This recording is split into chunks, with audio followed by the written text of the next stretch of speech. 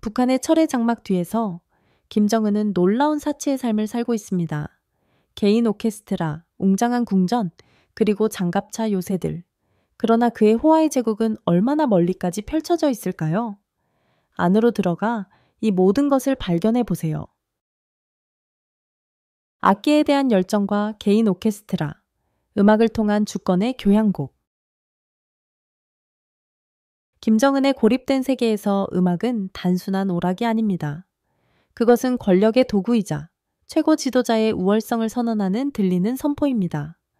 2014년에 36대의 고급 피아노를 수입한 그의 결정은 총 6개의 12만 달러 이상에 달하며 이는 그의 개인적인 열정뿐만 아니라 세계 최고의 문화적 보물을 감상하는 세련된 지도자로서의 이미지를 구축하려는 노력의 일환임을 보여줍니다. 여기서 주목할 점은 북한이 전통적으로 정치적 선전의 목적을 위해 음악이 작곡되고 연주되는 나라라는 사실입니다. 그러나 김정은은 이 전통적인 역할을 훨씬 넘어서서 13명의 여성 바이올리니스트로 구성된 개인 오케스트라를 결성했습니다. 이들은 음악적 재능뿐만 아니라 외모로도 선발되었습니다. 이 오케스트라는 1980년대 서구 팝 클래식과 K-팝 히트를 연주하며 두 장르는 이 통제된 사회에서 일반적으로 금지되는 것들입니다. 이 독점적인 오케스트라는 북한의 공공의 검소함과 김정은의 개인적인 호화로움 간의 뚜렷한 대비를 축소한 모습이라고 할 수 있습니다. 많은 국민들이 일상적인 고난에 시달리는 가운데 그들의 지도자는 개인적으로 명령하는 음악과 함께 음률의 궁전 속에서 살아갑니다. 바로 이 개인적인 음악 궁전을 통해 김정은은 모든 음표가 그의 최고 통치를 나타내는 암묵적인 국가 교향곡이 되는 절대적인 주권의 이미지를 구축합니다. 좀 더 자세히 들여다보면 김정은에게 음악은 단순한 오락의 형태가 아닙니다.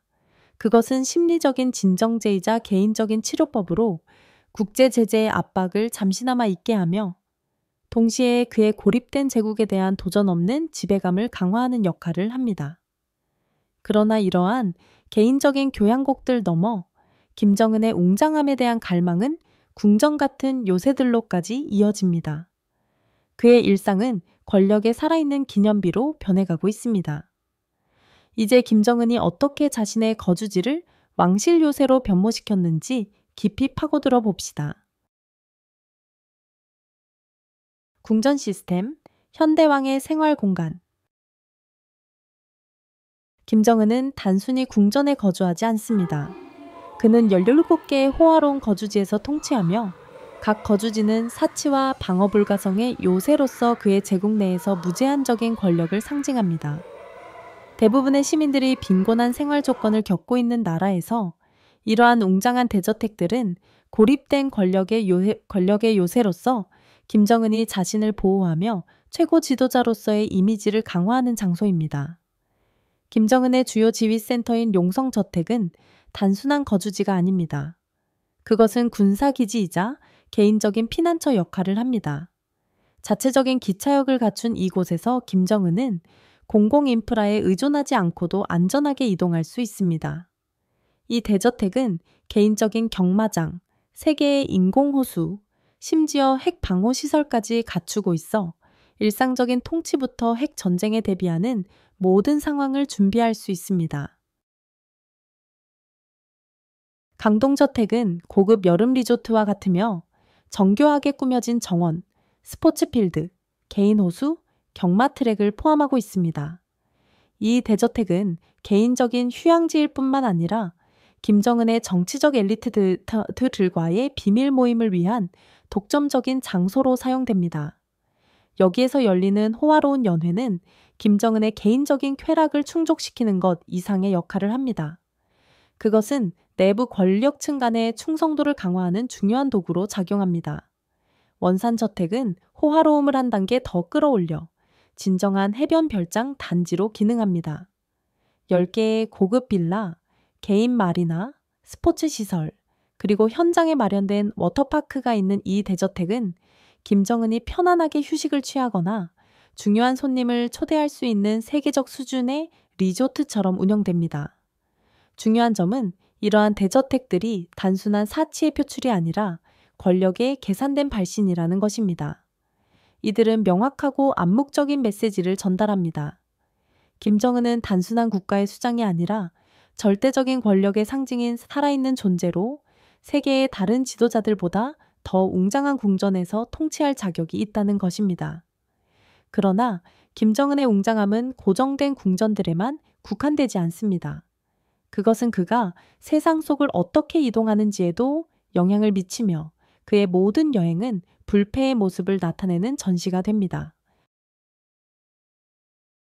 호화로운 교통수단, 손댈 수 없는 지위를 선언하다.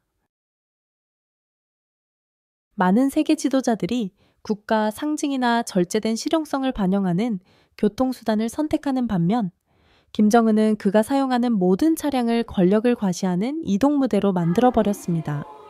항공기에서부터 장갑차 열차, 고급 자동차까지 모든 교통수단은 철저히 선택되어 세계적인 제재의 범위를 넘어서는 지도자의 이미지를 강화합니다. 김정은의 개인 항공기인 에어포스1은 150만 달러의 가치를 지닌 항공기로 단순한 이동수단이 아니라 어떤 글로벌 슈퍼파워에 필적하는 비행하는 권력의 상징입니다. 비행기 내부는 크리스탈 잿더리와 고급 가죽 좌석으로 꾸며져 있으며 이는 도전적인 신호를 보냅니다. 국제 제재가 얼마나 강화되든 김정은은 여전히 세계적인 호화로움 속에서 살고 있다는 것을 말이죠. 항공을 넘어서 김정은은 90대의 장갑차 열차를 운영하며 이 열차는 전국의 20개 전용 기차역에 의해 지원됩니다. 이는 아버지 김정일에게서 물려받은 시스템으로 비행을 두려워한 김정일의 영향을 받은 것입니다. 이 열차는 단순한 교통수단이 아닙니다. 그것은 이동하는 요새로 김정은이 국가를 안전하게 횡단할 수 있도록 2개의 호위 열차와 헬리콥터가 공중에서 순찰을 돌며 보호합니다. 김정은의 고급 자동차 컬렉션도 놀라울 정도로 약 2천만 달러의 가치를 지닌 롤스로이스 팬텀, 메르세데스 마이바흐, 아우디 RRK과 같은 고급 모델들이 포함되어 있습니다. 이러한 차량들은 사치의 상징일 뿐만 아니라 방탄 장갑과 고급 보호 장비를 갖춘 보안공학의 경이로움이기도 합니다. 이를 통해 지도자의 절대적인 안전을 보장합니다. 마지막으로 약 700만 달러의 가치가 있는 95피트의 프린세스 요트는 김정은의 끝없는 사치에 대한 취향을 대표합니다. 단순한 레저용 선박을 넘어서 이 떠다니는 궁전은 고위 장군들과 신뢰받는 관리들과의 비밀 회의를 위한 호화로운 장소로 사용되며 육지와 바다를 넘나드는 김정은의 지배를 상징합니다. 이 호화로운 교통수단들을 더 깊이 들여다보면 김정은의 리더십 스타일의 근본적인 원칙이 드러납니다. 그는 취약성 없는 이동 상태를 유지하려고 노력합니다. 항상 이동 중이면서도 결코 닿을 수 없는 곳에 있는 것입니다. 각 차량은 단순히 그를 한 지점에서 다른 지점으로 이동시키는 것이 아니라 자율성과 불패성을 선언하는 수단이며 외부의 어떤 세력도 그의 이동을 방해할 수 없다는 분명한 상기입니다. 한계에 없는 호화로움, 평범한 사람을 위한 사치가 아니다. 김정은에 대해 이야기할 때 그는 고립된 국가의 지도자로만 볼 수 없습니다. 그는 절대 권력에 살아있는 구현체로 모든 형태의 즐거움이 예술로 승화된 존재, 지배와 주권의 웅장함을 의도적으로 과시하는 존재입니다. 이 사고방식의 생생한 예시는 그가 할렘 글로브트로터스, 미국의 전설적인 쇼 농구팀을 초청하여 독점적인 공연을 맡긴 일입니다. 이는 단순한 오락이 아니라 북한의 엘리트들에게 자신의 지도자가 세계가 거의 상상할 수 없는 일을 할 수 있음을 신호하는 계산된 움직임이었습니다. 일반적인 북한 시민들은 국제 농구 경기를 볼 기회조차 없겠지만 김정은은 이러한 공연을 단지 관람하는 것에 그치지 않고 그것들을 소유하며 자신의 사적인 즐거움을 위한 전시로 바꾸었습니다. 하지만 이것은 그저 일부에 불과합니다. 김정은은 또한 떠다니는 오아시스로 상상된 거대한 호화 요트를 소유하고 있습니다. 그 안에는 하나의 자족적인 세계가 존재합니다. 국제 워터파크를 연상시키는 워터 슬라이드와 최고의 5성급 호텔에 필적하는 화려한 2층 라운지가 마련되어 있습니다. 그러나 이 요트는 단순한 여가 목적을 넘어서 비밀 회의와 내부 권력층을 위한 독점적인 연회, 그리고 현대 왕국의 화려함을 담은 밤파티가 열리는 장소로 기능합니다. 이 화로움을 더욱 강화하여 김정은은 1000석 규모의 개인 극장을 건설했습니다. 이는 공공장소가 아니라 그가 개인적인 즐거움을 위해 사용하는 독점적인 극장으로 3등 3,000편이 넘는 VHS 테이프와 DVD의 컬렉션에서 영화를 즐깁니다. 이 컬렉션은 대부분 아버지 김정일에게서 물려받은 것들로 김정일 역시 유명한 영화 애호가였죠. 그러나 개인적인 즐거움을 넘어서 이 아카이브는 전략적인 도구로 활용됩니다. 김정은은 이러한 영화를 학습 교재로 사용하여 서구 영화 제작자들이 어떻게 강력한 지도자의 이미지를 만들어내는지를 분석하고 그 과정을 통해 자신의 권위의 투사를 더욱 정제합니다. 더 넓은 시각으로 보면 이러한 사치들은 단순한 호화로운 소비가 아니라 개인적인 즐거움과 권력 과시의 정교한 융합입니다. 김정은은 북한과 같은 밀폐된 사회에서 호화로운 오락 속에서 사는 것이 단지 개인적인 만족을 넘어 최고 지도자로서의 신화를 의도적으로 구축하는 방식임을 깊이 이해하고 있습니다. 모든 오락 행위는 명확한 메시지를 보냅니다. 그는 유일하게 북한의 일반 시민들이 꿈꾸는 세계의 열쇠를 쥐고 있는 존재입니다. 권력을 위한 미식 탐험, 김정은의 식탁이 어떻게 권위의 왕좌가 되었는가? 김정은은 오랫동안 엘리트적인 요리 경험에 대한 열정을 숨기지 않았습니다. 그의 고급 식사는 그가 휘두르는 절대적인 권력을 명확하게 보여주는 초상화를 그립니다. 국제 제재의 압박 속에서도 북한의 지도자는 매년 약 100만 달러를 사용하여 세계 최고의 미식 보물을 수입합니다. 강렬한 브라질의 수제 커피, 복합적인 맛을 지닌 숙성된 위스키, 가장 명망 있는 유럽 포도밭에서 생산된 우아한 레드와인, 그리고 일반적으로 세계 최고 부유층만을 위한 고급 해산물입니다. 이 선택들은 단순한 개인적 사치 이상입니다. 이는 국내외 관객들에게 직접적인 권력의 선언입니다.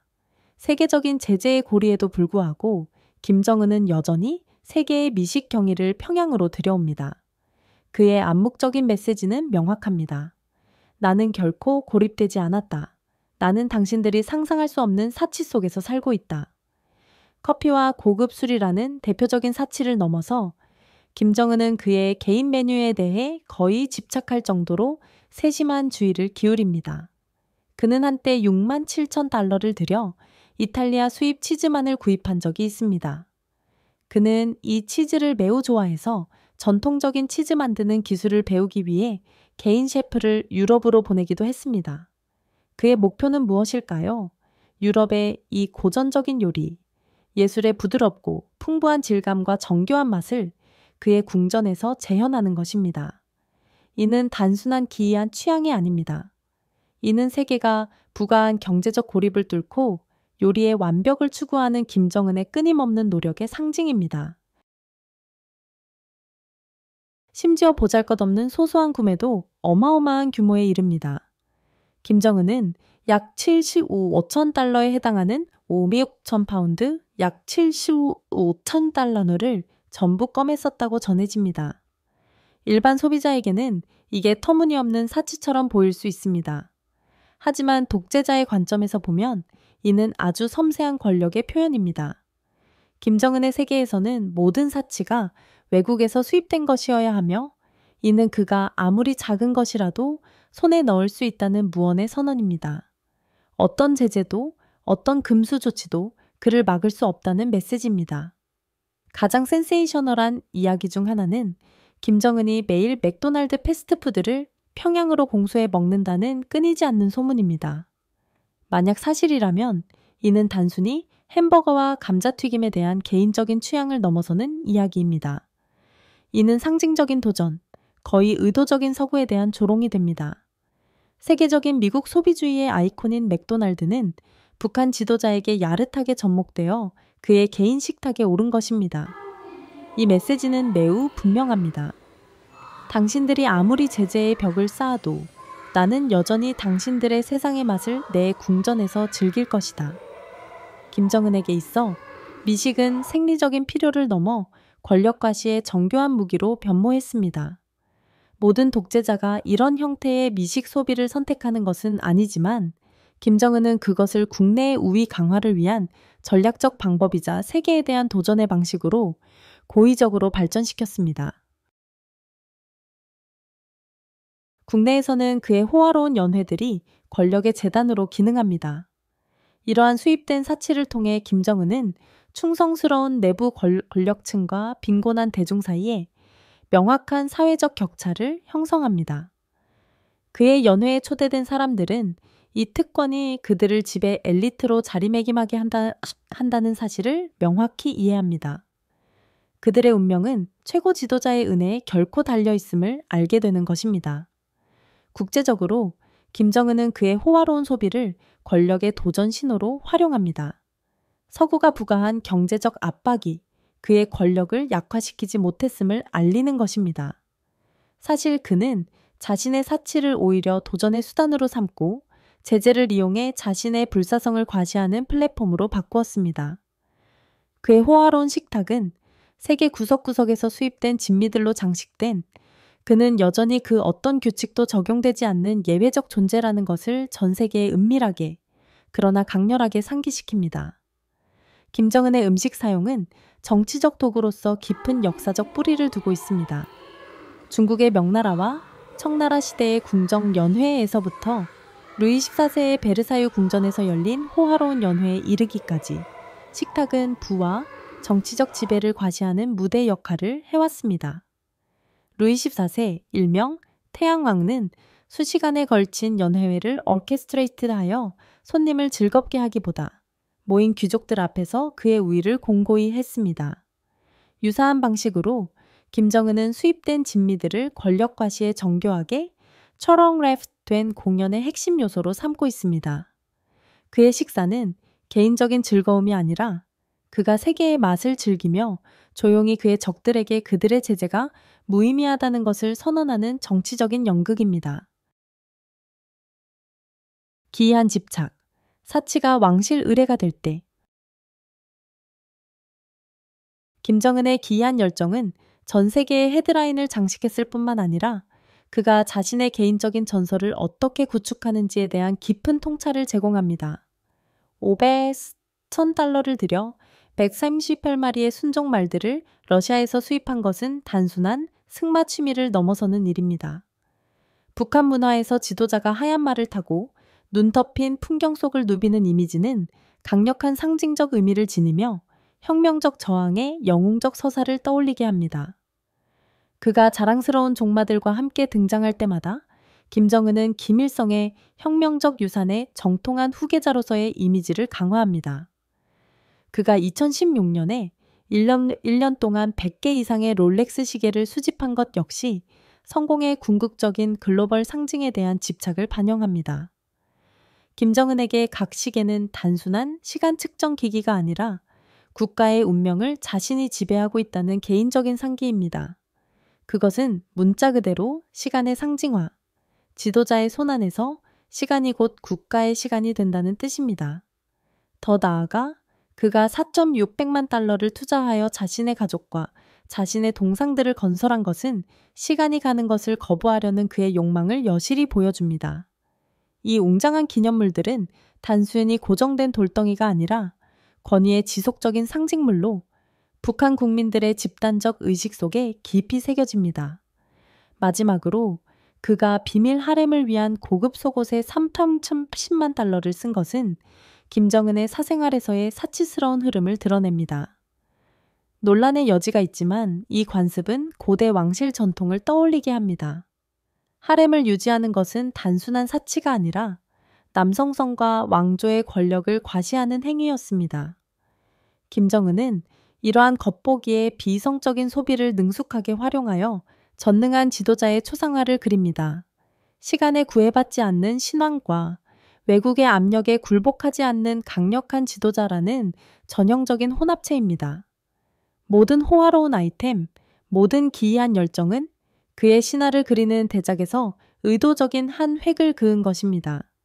이는 그가 자신의 시민들의 마음뿐만 아니라 더 넓은 세계의 지속적인 호기심에도 새기려는 전설입니다. 김정은의 호화 제국은 단순한 개인적인 사치 그 이상입니다. 그것은 세심하게 준비된 지배의 공연입니다. 음악, 궁전, 호화로운 여행, 사치스러운 연회, 그리고 기이한 수집품들을 통해 그는 세계에 하나의 메시지를 전달합니다.